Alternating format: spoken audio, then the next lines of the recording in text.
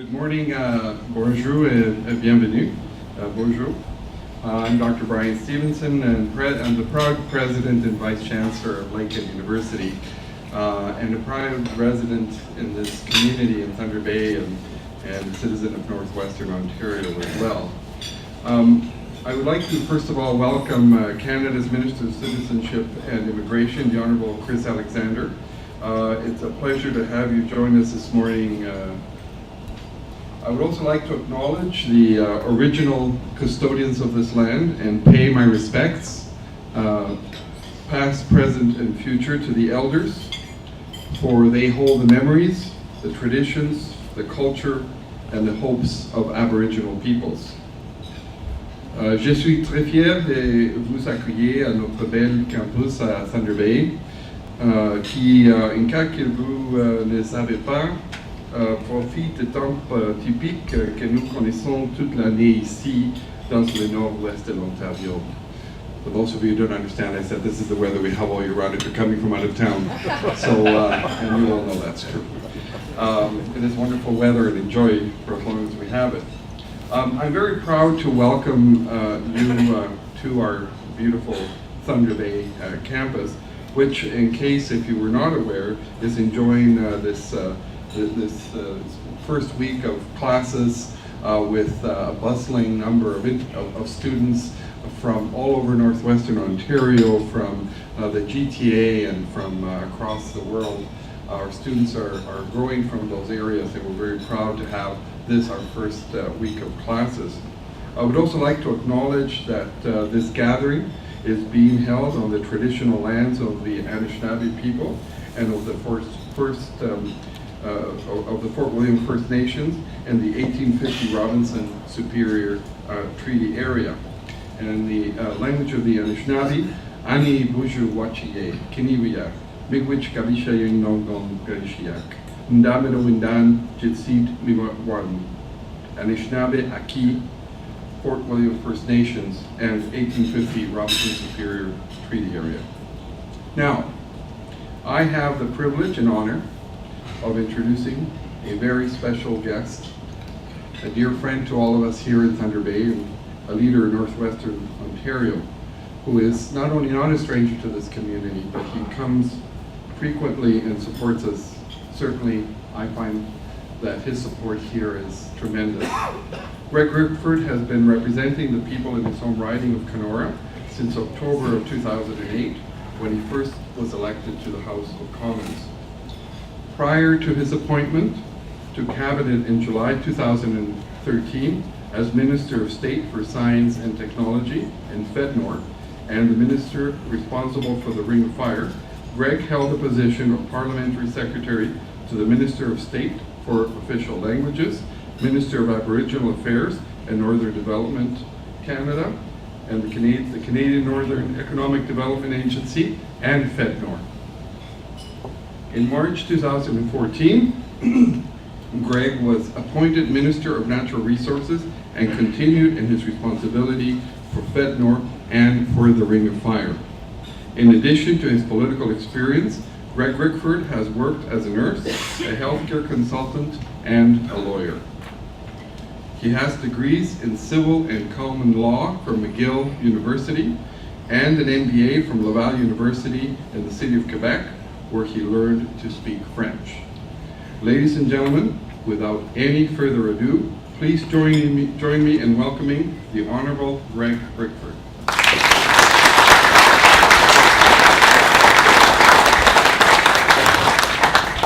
Thank you, folks. I'll be brief. Did a politician just say they would be brief? Yes, they did. Folks, as part of an ongoing exercise and commitment to bring my cabinet colleagues to our magnificent region to openly discuss issues of pan-national importance, perhaps global, and to understand more fully and completely as cabinet colleagues for sure some of the, shall we say, nuances that come with our region. I'm delighted to have a good friend and cabinet colleague come today. Now, Chris and I have a passion, obviously, for our respective positions. I've got to know Chris in particular over the past couple of years as we've sat beside each other in the House of Commons as parliamentary secretaries and now as ministers. They like to keep us together, Chris. We must be doing okay.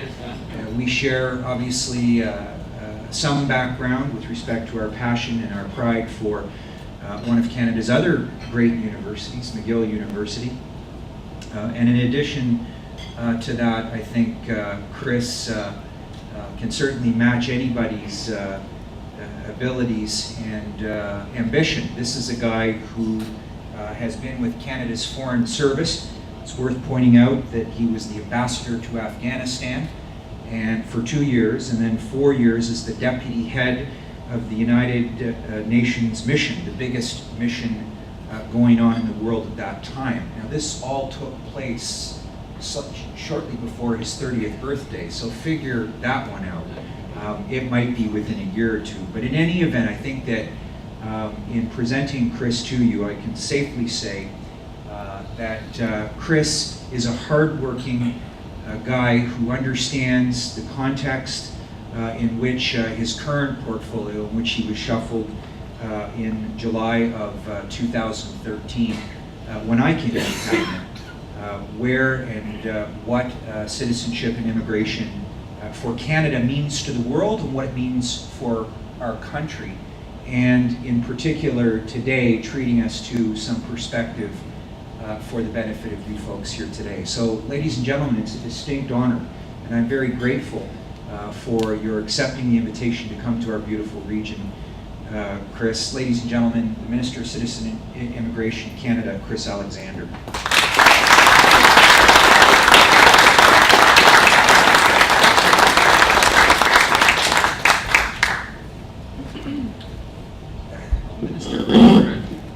Mayors, elders of our proud First Nations, ladies and gentlemen, thank you so much for that introduction and for joining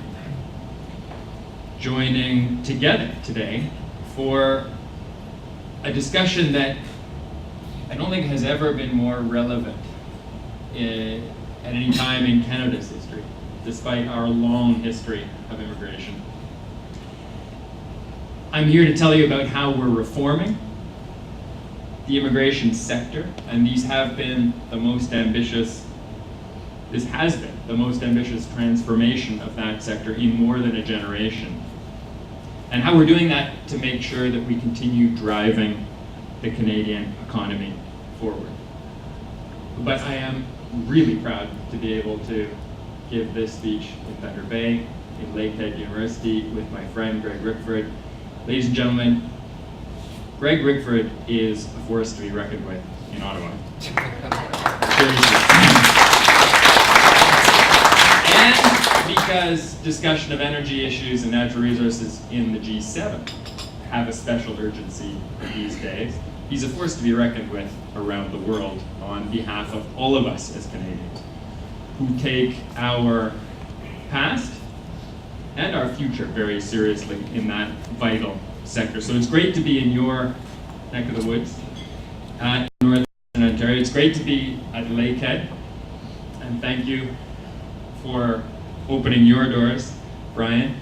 I had a couple of cousins who graduated from Lakehead. They return here as they crisscross the country as often as they can to fish and rekindle the spirit of this place. And you have only to come through that entrance to this room to see the excitement of the return to study, but also of the return to Canada and the gathering in Canada that is happening today thanks to our globalized education sector, which is well represented by Lakehead University, by Confederation College, and by this entire community. So thanks to the university, thanks to the Chamber of Commerce for this opportunity. It is a priority for the Government of Canada to make sure that we have the workforce that we need today and the workforce of the future to do the job in sectors that we know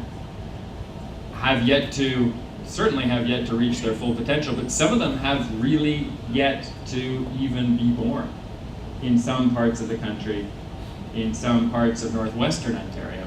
And we have to start planning for that growth, for that skills deficit, which is already around us, but which is set to grow more acute in the years and indeed decades to come because of the potential of Canada and our place in the world. So here, in talking about immigration reform, we're really talking about alignment. Making sure that we have programs, yes, that are faster, that get the students here when you need them, that bring specialists into industries that can't operate without them on a timely basis in what we know are sometimes cutthroat, certainly competitive international markets. But we need alignment with the needs of the Canadian economy, with the needs of employers. Private sector principally, but also public sector. Small communities, larger communities, remote communities. We need our immigration sector to be able to bring people, mobilize people when Canadians aren't available, after we've trained up all the Canadians who are available, because we know that building the workforce of tomorrow, certainly for a big project and for a sizable city like this one, will not just involve local talent. It will not just involve people from Thunder Bay, those recruited from, educated out of, trained from First Nations communities in northwestern Ontario. It won't involve simply people from Ontario. It will involve the whole country, and then it will involve, for specialized fields, and for those fields that are in the highest demand, people from beyond our shores. And let's remind ourselves how exciting this agenda is. Greg and all of you work on the Ring of Fire project, other opportunities in northwestern Ontario every day, and we're as excited as you are about them. But look at the LNG industry that is set to take shape in northern British Columbia. And I think Greg hears about that one every day too. Certainly I do. Twice a day. Think of the financial services industry across Canada. One of our largest employers. And an area where Canada, because of our performance through the financial crisis, because of our relative stability and robustness, because our model for managing banks and pension funds, investment companies has been successful, has grown in international profile. Think of shipbuilding, aerospace, the automotive industries, well represented in this city, but with a presence across the country. We cannot, ladies and gentlemen, get enough welders for this country. And I say to young people, whatever they're considering, skilled trade, profession, law school, have you thought about welding? Because the starting salary in this field, whether you go to northern Alberta or Halifax for shipbuilding, or some part of northern Ontario to work on a project, is often higher than it is for the professions themselves. Not to mention the construction trades, where we continue to have critical deficits. So in recent years, as a government, we've made significant changes to an already generous and large-scale immigration system. Au cours des dernières années, notre gouvernement a modifié de façon significative le système d'immigration du Canada. And we've done that with far-reaching reforms that continue to welcome newcomers and their families to Canada, but also honor our great humanitarian traditions. And both streams of immigration, economic, combined with family, combined with humanitarian and refugee streams, ensure that we meet our economic and labor market needs. Because, ladies and gentlemen, apart from the economic potential, the upside this country has, and certainly this region has, we do have an aging population. We do have family-owned businesses, business owners who will be retiring and who are looking for succession plans. And we are facing a global competition for those skills without which the project won't come to Canada, without which the workforce can't be put together for Canada. Because If we think about LNG or even Ring of Fire here, these are exciting projects, large-scale projects. They will require top-flight engineers, all kinds of skilled tradespeople. But if we can't deliver those people, quite apart from all the other regulatory barriers, financial barriers, the project will go somewhere else. But let me say one more thing before talking a bit about the changes we've made and the ones that still lie ahead. It's important to realize that one of the reasons we've been able to transform Canada's immigration system, improve it, speed it up, is because there is a consensus in Canada. A relatively strong national social consensus that immigration brings positive economic benefits. That immigration to Canada has been part of nation building in every region of this country, in every phase of our development. We are a big part of the surface of the earth, 10%. So people are used to working around, moving around. And it's always seemed natural to us, I think even to First Nations communities, that there is a story in every family, in every Aboriginal community that extends beyond this place, that goes back to another lake or another river system or a country across an ocean. And so we, as Canadians, all have first-hand knowledge about immigration to Canada. I was just hearing the first part of Uli's story, but those stories are present around us in this room and in every community across the country. In Thunder Bay, obviously, you're very proud of your Finnish Canadian community, Finnish roots. My wife is Danish, so I can identify with that Nordic story. The Italian community here, incredibly strong, as well as the Ukrainian story, strong in Thunder Bay, strong across Canada, and one that we're very much on our minds these days as Canada seeks to stand with a free and independent Ukraine against a new form of aggression. My own story includes immigration, certainly in my wife's case and that of our first child, who was born in Denmark. But it's amazing to think that 100 years ago, just before the First World War began, immigration was at its absolute peak in Canadian history. 1913 was the year we took the most immigrants in history. 400,000 in 1 year. Another conservative government, ladies and gentlemen, just for the record. But that was because the West was still opening. There was free land, literally, to give away. And in that year, a young nation, the Confederation was only a couple of decades old, took 400,000 people on a population of 7 million.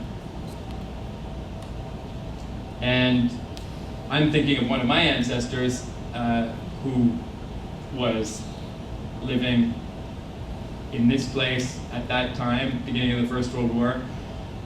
He was actually the member of provincial parliament for Lakehead, Fort William, whatever the riding was called at that time. And he joined up in, I think, October of 1914. I think the recruiting document said he was a private, but he became a lieutenant or captain fairly quickly. And he went through the war, all the while sitting as a member of the Ontario legislature. Finished as a major general in 1919 and the quartermaster general of the Canadian Expeditionary Force. And his name was Donald M. Hogarth, the member of parliament for this area and a long-serving conservative provincial minister. He served in that capacity till 1934. He went on with friends of his and associates, prospectors, and mining engineers to help develop the Steep Rock mine. And so I've grown up with the story of the economic potential of this area as a port, as a great center of international mining, as one of the most beautiful corners of God's green earth. and think that only 100 years ago, we were a nation of 7 million people. Today, we're 35 million. That growth has not come, and the potential that we have grasped with that growth has not come by natural increase. It has come by a strong commitment to immigration over all of those years. So all of us in this room have the same kind of story. And I don't have to convince you why we're making these transformations. Let me tell you a little bit about how we're doing so. Our headline program is called the Federal Skilled Worker Program. When we came into office 8 years ago, it had a massive deficit, 5 to 6 years to come through the program. It had a point system attached to it that wasn't really meeting the needs of Canadian industry, of Canadian employers. Today it's a 1-year processing time. We are getting a higher caliber of immigrant than we've ever seen before. I'm seeing some heads nodding, so I hope some of them are coming, a good number of them are coming to Thunder Bay. In 2008, we started a new program called the Canadian Experience Class. We had not had a large-scale federal program that was targeted at people who are already here. Students studying at Lakehead, workers in Fort McMurray or the oil sands, people who'd done an honest year, 2, 3 years work and wanted to stay, who'd proven that they could succeed in Canada and adapt to our circumstances, even the beautiful weather here, which takes some getting used to, right?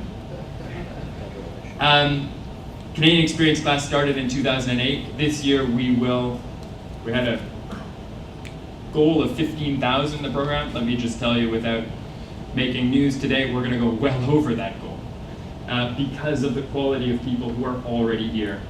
The asylum system, where we insist on continuing to be generous, having the most generous system in the world that is emulated by partners in Europe, in Asia, and around the world. It was open to abuse. We had people coming from safe countries, there are thousands, tens of thousands sometimes, simply because someone told them you could get social programs here, you wouldn't have to leave for 4 or 5 years. These were not genuine refugees. Through this reform, and I think it's now seen as a resounding success, we have drastically reduced numbers of claimants from safe countries, of the European Union, or Mexico, or the United States, and much higher numbers from countries that are truly in conflict and need Canada's protection. And yes, ladies and gentlemen, we will continue to do more for those fleeing some of the most horrendous conflicts we've seen, certainly in the last 20 or 30 years, in Syria and Iraq, in that tradition of generosity. We've also reformed the Temporary Foreign Worker Program to ensure that it is used as a final resort and only in a limited fashion. That employers make serious efforts to hire Canadians first, and that the program is working in the best interest of the Canadian economy. While we must ensure that TFWs and the program that brings them here are protected from abuse, the larger context is that we are also committed to ensuring Canada's doors remain open to newcomers who contribute to our economy and labor market in a permanent and lasting way. In other words, we will remain, thanks to these reforms, an immigration country, and we are becoming a country that matches the skills and talents, the potential of immigrants, ever more closely to the needs of Canadian employers. And by the way, in the temporary foreign worker world, we were the only country in the world, certainly the only high-income country, that had a stream for low-wage temporary foreign workers, for the traditional entry-level jobs that most Canadians, most of us have done in summers or coming out of high school or college. And so that was unsustainable, and it is being ratcheted back as we speak. As some of you may know, since 2006, we welcomed an average of 250,000 permanent residents per year. Last year was 258,000. This year will be a little bit higher than that. They contribute to the rich cultural landscape that we have in the Lakehead and across the country. The culmination of these changes is that in January 2015, less than 4 months from now, we will introduce a new system called Express Entry. Canada's next generation approach to managing and processing applications in our existing economic immigration programs, the Federal Skilled Worker Program for those coming from outside, and there's a trades program to go with that now. The Canadian Experience Class for those already here, which is complemented by the Provincial Nominee Program. Express Entry will enable us to select immigrants based on the skills and attributes Canada needs, based on criteria linked to immigrants' economic success once in Canada. What it basically means is that instead of just waiting for applications to show up in our inbox, or our in-basket as it were, we will be asking a huge number of people around the world who are interested in coming here to express that interest, to build a profile online, and then using our programs and the point systems they have, we'll be ranking and sorting this large group of people and inviting the ones we know we need, with the occupations we need, the education we need, the language skills we need to apply, and we will be processing their applications in 6 months. So instead of a passive approach to immigration, where we just put out our shingle and waited for applications to apply, we will be taking an active approach to recruitment, which actually involves all of you. Because if you can't find the Canadian you need to work in your business, to provide that specialized course that you need at Lakehead, or that specialized skill you need in your technology startup, or your pulp mill that's trying to do something innovative, you can recruit that person from around the world. And if they have a letter of offer from you as a bona fide Canadian employer, combined with the right aptitudes to qualify for our programs anyway, they will come as an immigrant. Because why would we take someone who's qualified, who has a post-secondary degree, who speaks English, for example, who has some work experience, but doesn't have a job offer in Canada, doesn't know where to go, when we know that a Canadian employer needs the same person with the same competencies? And so this is actually a program that was pioneered by New Zealand. We will catch up to New Zealand and surpass them eventually. The Australians have had it for some time. They are probably, on this scale, the only competition we have in the immigration field, serious competition. For Canada, it's going to be larger scale, faster, and I think more of a collective asset responding to the needs of communities and sectors from coast to coast to coast. A couple of final points. We've terminated the investor immigrant program. Some of you may wonder why that was the case. We still want investors to come. We're still getting investors to come as self-employed people, to take over businesses, to buy businesses. But the program we had, which was taking several thousand a year, didn't result in investments in Canada. It was an $800,000 soft loan that had to be repaid that we gave to the provinces and territories for them to spend as they wished. It was government spending, financed by immigrants. So and many of the people who came through that program, many have done extremely well in Canada, made big contributions in every province. Quite a few were told by consultants, you can pay this money, you'll get your permanent residence, ultimately you'll get your passport, but you don't actually have to live there. That was the sad truth of this program. The new one will have the same kind of clear requirements that all of our economic immigration programs do, a higher price tag, and it will go into venture capital programs that Canada truly needs. So with Express Entry, with the reforms we've made across the board, with the prominent provincial nominee program that has gone from just over 6,000 admissions in 2004 to nearly 40,000 last year, and it'll be higher again this year. The future is truly bright for Canadian immigration.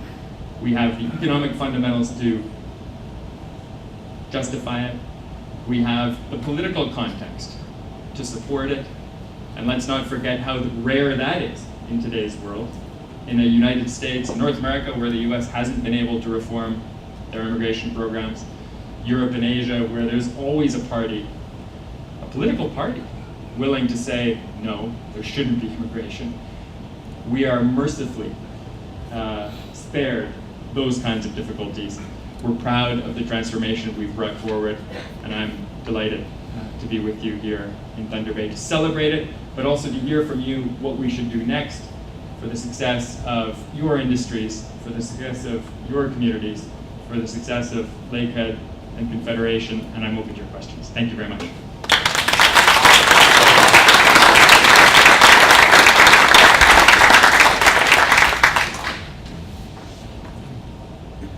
We can take a couple questions. Couple of questions, please. Okay. One of the challenges always is with immigration is that the immigrants tend to want to go to the larger centers. And we know that it's not just their desire, sometimes it's their family's desire as well. I was in Medicine Hat, we had some immigrants that were there and their families were telling them, don't stay there, go to a larger city. But everything that you said, there's nothing really addresses that, and maybe that's part of it. But is there anything that you can suggest or anything that can help us to be able to attract those immigrants outside the larger centers? Thank you very much. I mean, I think there's a lot your CEDC, your Thunder Bay municipality can and are doing to promote the quality of life in this community. I think that news is getting out. Only 15 years ago, we had over 90% of our immigrants going to 3 major urban areas, Montreal, Toronto, Vancouver. Now we're down closer to 60%. And most of that delta is now coming to smaller cities. But it's even rural Canada that is getting immigration. And my message to all of you as civic leaders is simply that this should be part of what we do, promoting our community inside the country, because there's always going to be migration inside, but beyond Canada's borders as well. It's a factor in maintaining the quality of life you have here, as well as making sure that you attract people who don't make the mistake of going to the wrong place for them.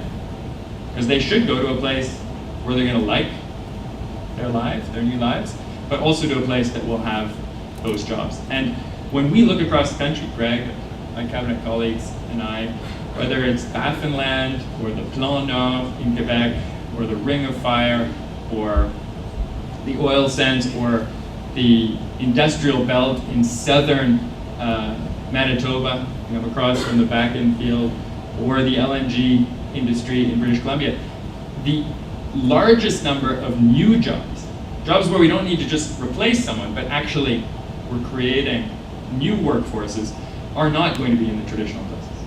And they're not just going to be strung out along the border in southern Ontario, southern Quebec, and the western provinces. So I think you have a huge opportunity. And let's also recall, people do want to come here to work, but they also are coming for the quality of life in our communities. They know about our big cities because they're in those indices and they rate very high. When people start rating the quality of life and knowing about those ratings globally in Thunder Bay, in Quebec City, in a lot of cities, 100,000, 200,000 across this country, I think they're going to start realizing that that's where the real quality of life is. Not to mention Kenora. Yes, of course. Doing And speaking of Kenora, I've got a Red Lake question. Ian Angus, I'm a councillor of the City of Thunder Bay, but also on the board of the Northwest Ontario Municipal Association. With regard to the foreign worker program changes, and I support the vast majority of them, I think they made sense, that, as I understand it, the ability of a community to get an exemption is tied to the unemployment rate for the area they're in. Well, the reality of Northwestern Ontario is that the line for the Kenora unemployment rate starts at Quebec Falls, 18 miles from here. And we've got